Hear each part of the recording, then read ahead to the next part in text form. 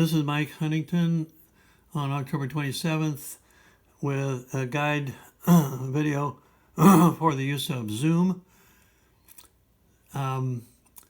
So you must have a license to use Zoom, and there is a free license you apply for just by going to zoom.us.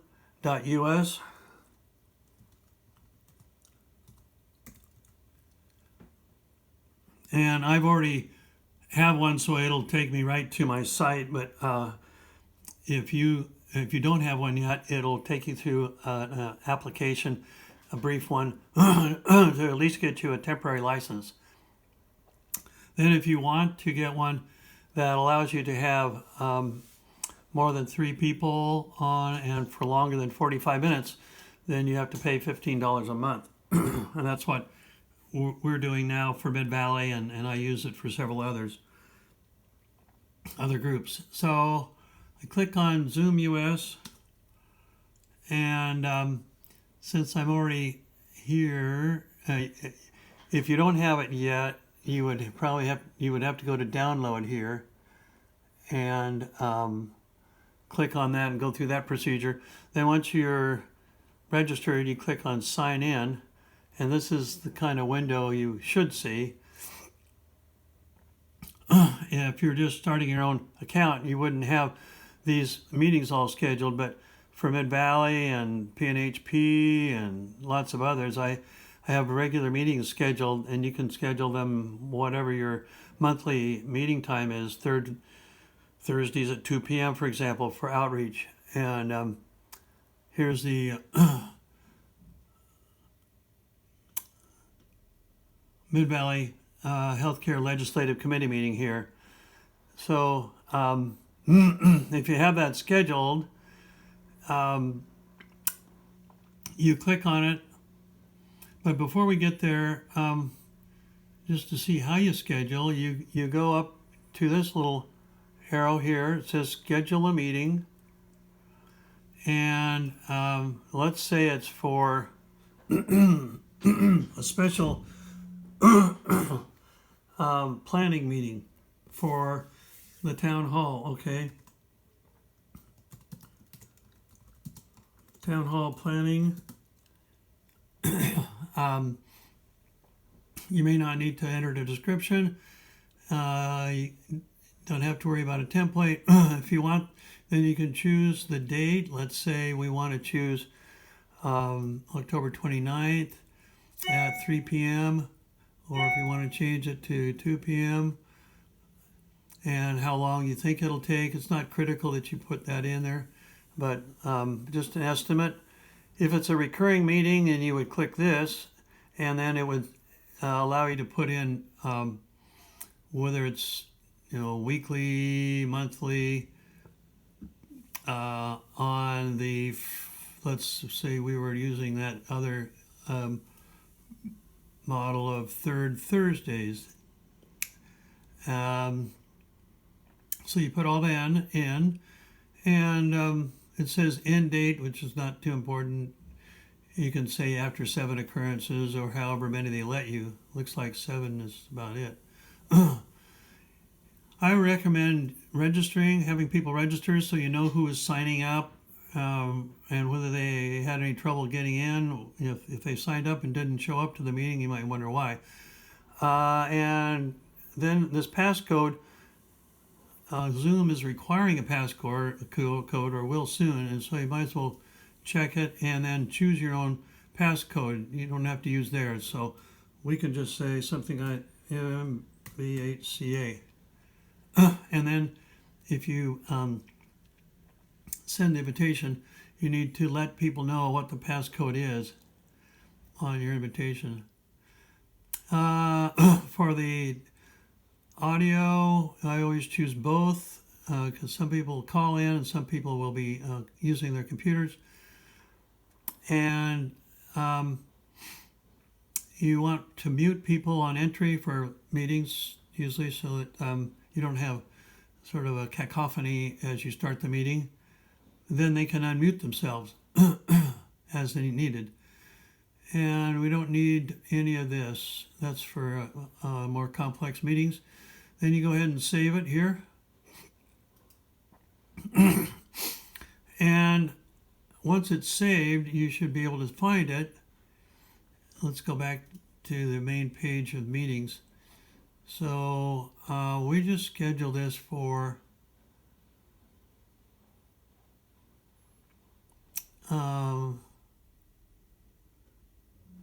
forget when.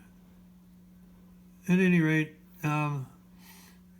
it shows up, and so it's not the one I just did, but let's click on a meeting that I had scheduled just like that. That's the legislative committee meeting this coming Friday.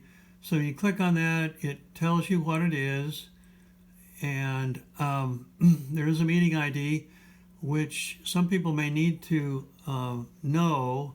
In fact, it'll be on the invitation when you send it out. And occasionally, someone will get in to the program or be waiting to get in and need to know that the ID number, and this is what you'd have to look up and tell them what it is. But most of the time, they see that on their invitation. And here's that passcode again. And for this group, we chose SP 770. But if you're making your own plans, you can choose the passcode that you wish. Then, if you want to invite people, best a week ahead of time, you copy this, and it gives you this picture, and then you copy it. So that tells you now it's on the clipboard. And then you go to your email, and let's get a new message going. And so for that legislative meeting, if I copy that invitation, it'll look like this. And you can modify the wordage. Hi, Legislative Committee, you're invited to a Zoom meeting, and this is the date, and this is the code. So whoever gets this, if they open it, they open this, they will be taken to an invitation, and I'll just send it to myself now. They'll get that invitation link, and let's see what it looks like when it comes in.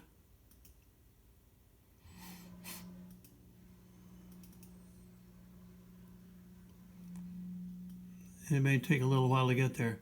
So I guess until it comes, we'll go back here.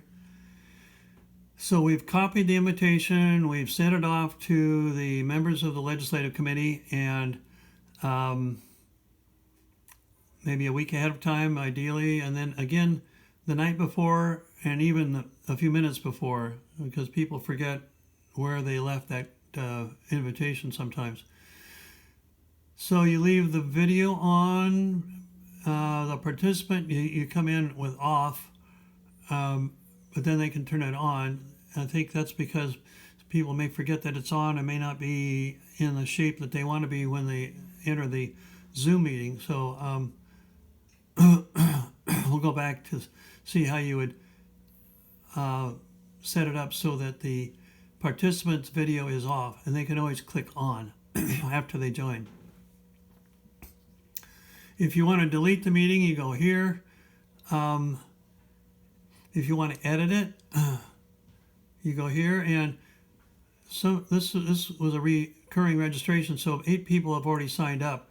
And you can go over here and see, you click on view, and it'll show you who's signed up already.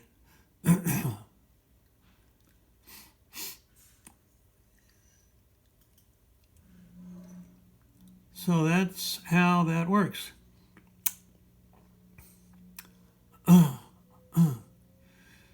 That other meeting I set up, maybe I didn't click save, and that's why it's not showing up here. So then when you're wanting to start the meeting, let's say it's this meeting I'm going to have in a few minutes, you can go ahead and start the meeting, which I'm doing, and you click allow. And since it's only 10 minutes until the meeting, somebody may be on this already. This goes out to people around the country, around the nation. So once you have this set up, you've sent out your invitation, you've opened up your Zoom meeting, then people will start coming in, and you'll get a little sign that says admit. It's a little blue rectangle, and it'll say admit, A-D-M-I-T, and you click on that and they enter. If you want to send another invitation just to make sure that they're there, you click on that. Let's go back again. You click on participants, and you'll get this little window, and then you click on invite, and it'll give you a little message that you can start. So this is to, let's say, all the members of this communications committee that we're about to meet. So I would type in One Pair States Communication Work Group. Or you might have to just type it in. I happen to have it recorded, so I can just click on it. So I'm going to send that invitation out to them right now,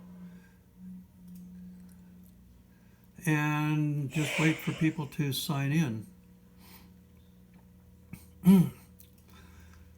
During the meeting, you may want to share your screen, and you do that by going down here to this little green rectangle. You click on that, you'll get this, and you click on share right here. And all it is showing me now, since nobody else is on, is my own desktop. I could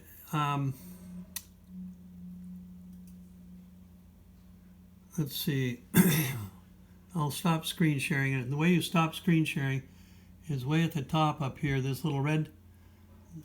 Okay, so now we're back to our main screen here.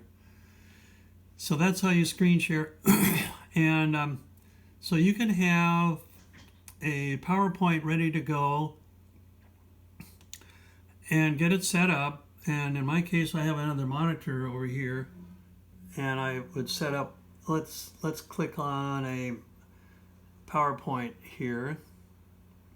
So I clicked over here on my PowerPoint. It's bouncing around now.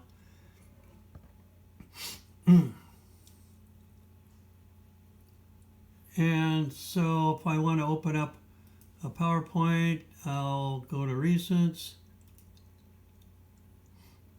Up here, click on Recent, one that I just showed.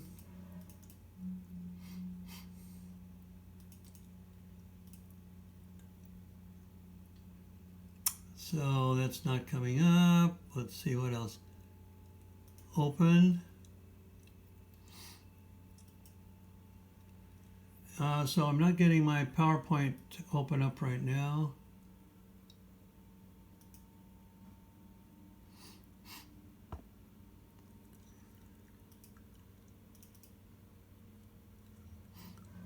But that's how you do it. You open up whatever you want to show, and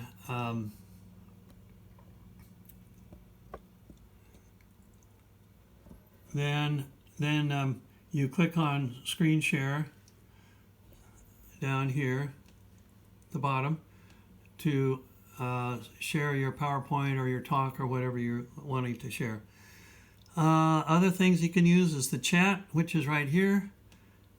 And let's say you want to leave a message for somebody. So you can say the link to that video is XYZ, and you just type it in down here, and you send it to either everyone, or if you have a number of people on it and you just want it to go to one person, you just type in their email or their name. So that's the chat. You can leave documents and phone numbers and so on. Then polling, you don't need to really know about usually, but it allows you to get the participants to vote one way or another on something you're proposing. Just to click on it. So you add your question here. do you think universal health care is a good idea? Something like that. You would add that question and then get the answers. And then it allows you to collate. So here's the way you set it up. Type your question here, and then if it's single choice, it would be one answer. If it's multiple choice, you create the multiple choices. So that's a poll. Most of the time we wouldn't have to worry about that. So we'll back out of that. And it's reminding me I've not created any polls yet. Let's see if I can get back to our main program. There we are. So here's your start and stop buttons down here for recording. If you record, let's see, I'm just stopping it now. I've been recording all this. If you record, so it should be, stop recording. Okay, I just stopped it. If you want to record, you'll have two choices. Record to the cloud, and then you can go find it later because it'll tell you that it's recorded and give you the link to it. Or you can record it on your own computer and store it on a file that you want to find it in. Breakout rooms over here. If you have a pro license, maybe you don't require it, but you want to, say you have 20 people and you want them to go into 4 breakout rooms of 5, you click on that and it will allow you to create the number of breakout rooms you need. So I just pressed on create, and there's just room 1. And let's see, add a room. Oh, there's room 2, 3, 4, 5. And then you can rename these if it's for a particular person that you're having the breakout room being facilitated by. You can put that person's name there. So then when you get to the point in the meeting you want to open those rooms, you click on open all the rooms. And then these people who are attending get assigned randomly to those rooms. So it takes a little planning if you want to get a facilitator into each room. Down here on reactions, down here, if you like this, you clap, or it's thumbs up, or you really love it, or you're happy, you're surprised, or you're celebrating. You can click any of those. And then over here, you don't have to worry about those. So here we have somebody who's joining. So I'm going to click on join, and that's Jeannie Nicholson, who's retired state senator from Colorado. So you'll see her pretty soon.